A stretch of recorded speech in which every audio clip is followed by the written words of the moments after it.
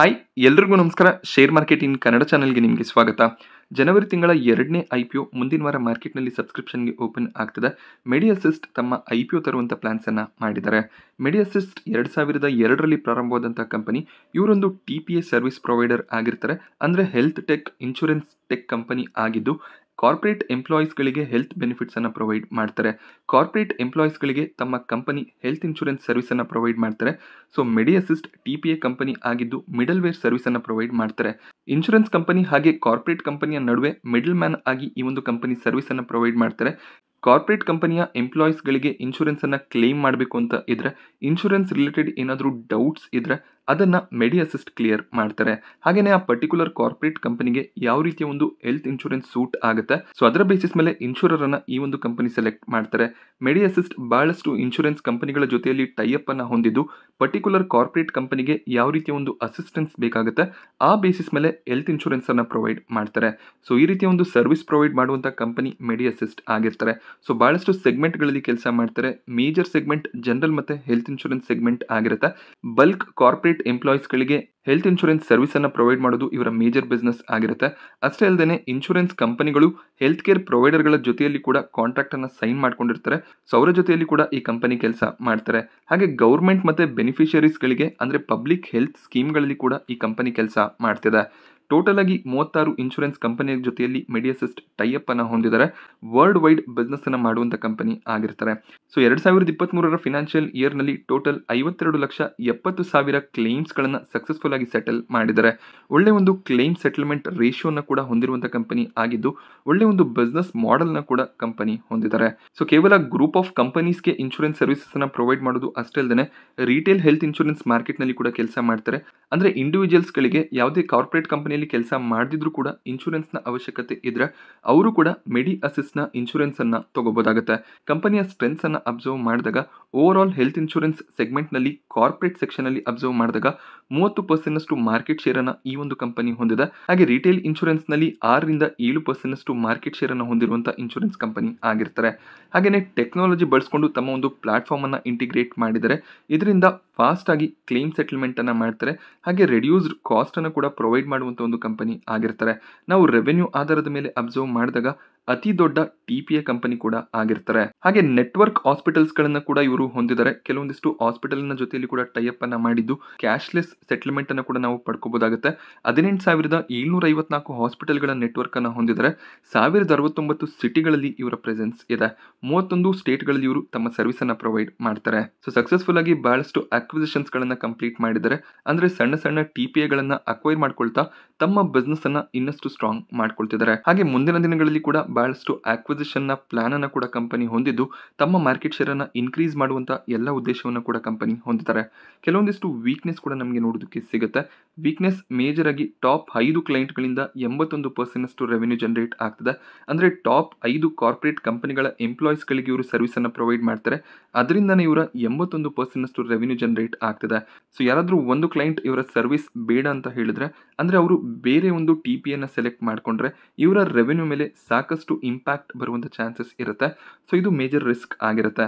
ಹಾಗೆ ಇವರು ಮೇಜರ್ ಆಗಿ IT ಕಂಪನಿಗಳು BFSI ಸೆಗ್ಮೆಂಟ್ ನಲ್ಲಿ ಕೆಲಸ ಮಾಡುವಂತಹ ಕಂಪನಿಗಳಿಗೆ ಸರ್ವಿಸ್ ಅನ್ನು ಪ್ರೊವೈಡ್ ಮಾಡುವಂತ ಕಂಪನಿ ಆಗಿರ್ತಾರೆ. ಸೊ IT ಸೆಗ್ಮೆಂಟ್ ನಿಂದಾನೆ 46% ರೆವೆನ್ಯೂ ಜನರೇಟ್ ಆಗ್ತದೆ.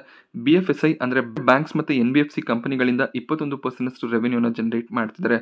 ಸೊ ಎರಡು ಸೆಗ್ಮೆಂಟ್ಗಳಲ್ಲಿ ಆಲ್ಮೋಸ್ಟ್ 67% ರೆವೆನ್ಯೂ ನೋಡೋದಕ್ಕೆ ಸಿಗುತ್ತೆ. ವ್ಯಾಲ್ಯೂಷನ್ ಕೂಡ ಸ್ವಲ್ಪ ಹೈಯರ್ ಸೈಡ್ ನಲ್ಲಿ ನೋಡೋದಕ್ಕೆ ಸಿಗುತ್ತೆ. ಹೈಯರ್ ವ್ಯಾಲ್ಯೂಷನ್ ಒಂದಿಗೆ IPO ನ ತರ್ತಿರೋದು ಕೂಡ ಎಲ್ಲೋ ಒಂದ್ ಕಡೆ ಕಂಪನಿಗೆ ನೆಗೆಟಿವ್ ಆಗುವಂತ ಚಾನ್ಸಸ್ ಇದೆ. ಸೊ ಇಷ್ಟು ವೀಕ್ನೆಸ್ಗಳು ಮೆಡಿಅಸಿಸ್ಟ್ ನ IPO ನಲ್ಲಿ ನೋಡೋದಕ್ಕೆ ಸಿಗುತ್ತೆ. ಸೊ IPO ಜನವರಿ 15 ಸೋಮವಾರ ಸಬ್ಸ್ಕ್ರಿಪ್ಷನ್ಗೆ ಓಪನ್ ಆಗ್ತದೆ. ಜನವರಿ 17 ಬುಧವಾರದವರೆಗೂ ಈ ಒಂದು IPO ನಲ್ಲಿ ನೀವು ಸಬ್ಸ್ಕ್ರೈಬ್ ಮಾಡ್ಕೋಬಹುದಾಗುತ್ತೆ. ₹5 ಫೇಸ್ ವ್ಯಾಲ್ಯೂ ನೋಡೋದಕ್ಕೆ ಸಿಗುತ್ತೆ.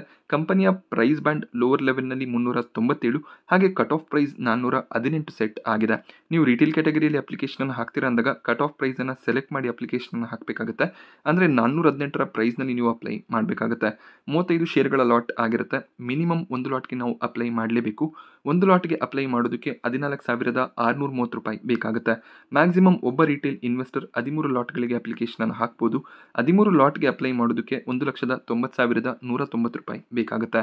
IPO ಅಲಾಟ್ಮೆಂಟ್ ಡೇಟ್ 18 ಜನವರಿ ಆಗಿರುತ್ತೆ. IPO ಮಾರ್ಕೆಟ್ನಲ್ಲಿ 22 ಜನವರಿಗೆ ಲಿಸ್ಟ್ ಆಗುತ್ತೆ. ಇವರ ಫಿನಾನ್ಷಿಯಲ್ಸ್ ಅನ್ನ ಅಬ್ಸರ್ವ್ ಮಾಡಿದಾಗ ಕನ್ಸಿಕ್ಯೂಟಿವ್ ಆಗಿ ನಮಗೆ ಅಸೆಟ್ಸ್ ಮತ್ತೆ ರೆವೆನ್ಯೂನಲ್ಲಿ ಒಳ್ಳೆ ಒಂದು ಗ್ರೋತ್ ಇಯರ್ ಆನ್ ಇಯರ್ ನೋಡೋದಕ್ಕೆ ಸಿಗ್ತದೆ. ಪ್ರಾಫಿಟ್ಸ್ ಕೂಡ ಸ್ಟೇಬಲ್ ಆಗಿ ಗ್ರೋ ಆಗಿದೆ. 2021ರ ಫಿನಾನ್ಷಿಯಲ್ ಇಯರ್ಗೆ ಕಂಪೇರ್ ಮಾಡಿದಾಗ 2023ರ ಫಿನಾನ್ಷಿಯಲ್ ಇಯರ್ನಲ್ಲಿ ಪ್ರಾಫಿಟ್ ಡಬಲ್ ಆಗಿದೆ. ಹಾಗೆ 2023ರ 2 ಕ್ವಾರ್ಟರ್ಗಳಲ್ಲಿ ಇವರು 45 ಕೋಟಿಯಷ್ಟು ಪ್ರಾಫಿಟ್ಸ್ ಅನ್ನ ಆಲ್ರೆಡಿ ಡಿಕ್ಲೇರ್ ಮಾಡಿದ್ದಾರೆ. ಸೊ 100 ಕೋಟಿಯಷ್ಟು ಪ್ರಾಫಿಟ್ನ ಎಕ್ಸ್ಪೆಕ್ಟೇಷನ್ ಫಿನಾನ್ಷಿಯಲ್ ಇಯರ್ನಿಂದ ಇರುತ್ತೆ. ಸೊ ಪ್ರಾಫಿಟ್ನಲ್ಲಿ ಒಳ್ಳೆ ಒಂದು ಗ್ರೋತ್ ಇದೆ, ರೆವೆನ್ಯೂಸ್ ಅಸೆಟ್ಸ್ ಕೂಡ ಗ್ರೋ ಆಗ್ತದೆ. ಬಟ್ ಸ್ಟಿಲ್ ಫಿನಾನ್ಷಿಯಲ್ಸ್ ಸ್ಟ್ರಾಂಗ್ ಆಗಿ ಕಾಣಿಸುತ್ತೆ. IPO ಇಶ್ಯೂ ಸೈಜ್ 1171 ಕೋಟಿ. ಕಂಪ್ಲೀಟ್ ಇಶ್ಯೂ ಏನಿದೆ ಆಫರ್ ಫಾರ್ ಸೇಲ್ ಆಗಿರುತ್ತೆ. ಅಂದರೆ ಎಕ್ಸಿಸ್ಟಿಂಗ್ ಪ್ರಮೋಟರ್ಸ್ ಮತ್ತು ಇನ್ವೆಸ್ಟರ್ಸ್ ತಮ್ಮ ಶೇರ್ಸ್ಗಳನ್ನು ಸೆಲ್ ಮಾಡ್ತಿದ್ದಾರೆ. ಈ ಒಂದು IPOನಿಂದ ಬರುವಂಥ ದುಡ್ಡನ್ನು ಕಂಪನಿ ತಮ್ಮ ಸರ್ವಿಸಸ್ಗಳನ್ನು ಎಕ್ಸ್ಪ್ಯಾಂಡ್ ಮಾಡ್ಕೊಳ್ಳೋದ್ರಲ್ಲಿ ಬಳಸ್ಕೊಳ್ಳೋದಕ್ಕೆ ಸಾಧ್ಯ ಆಗೋದಿಲ್ಲ. ಟೋಟಲ್ ಅಮೌಂಟ್ ಎಕ್ಸಿಸ್ಟಿಂಗ್ ಪ್ರಮೋಟರ್ಸ್ ಮತ್ತು ಇನ್ವೆಸ್ಟರ್ಸ್ಗಳಿಗೆ ಹೋಗುತ್ತೆ.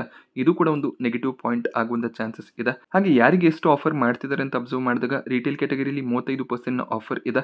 NII ಕ್ಯಾಟಗರಿಯಲ್ಲಿ 15% ಆಫರನ್ನು ಮಾಡ್ತಿದ್ದಾರೆ. QIB ಕ್ಯಾಟಗರಿಯಲ್ಲಿ 50% ಆಫರ್ ಇರುತ್ತೆ.